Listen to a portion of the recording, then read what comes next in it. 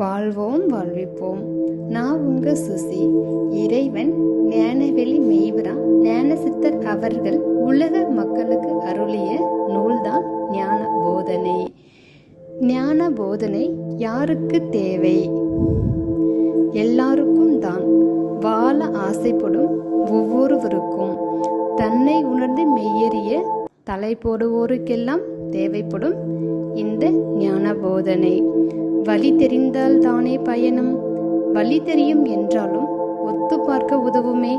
படியுங்கள், படியேற வாழ்வோம் வாழ்விப்போம். இந்த ஞான போதனை நூலிலிருந்து இன்றைக்கு நாம் பார்க்கக்கூடிய தலைப்பு உற்சாகம். இது உனக்கு நீயே ஊக்கப்படுத்துதல். எத்தனை பேர் நின்று தட்டி எழுப்பினாலும் துள்ளி குதித்து எழுவது நீ நினைக்கும் போதுதான்.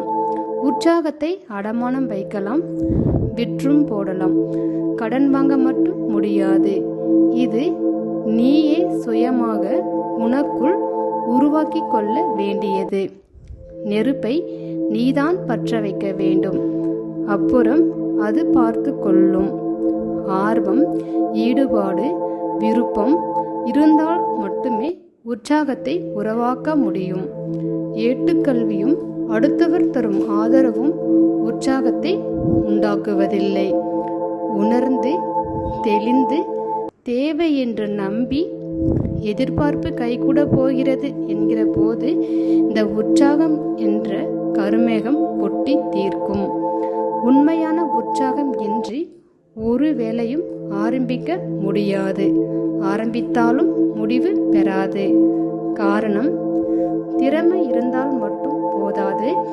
உற்சாகம் என்கிற உள்ளிருந்து ஊற்றிலும் இயக்க ஆற்றல் வேண்டும். பிடித்த விஷயங்களில் இந்த உற்சாகம் பொங்கி ததும்பும். வாழ்வோம் வாழ்விப்போம்.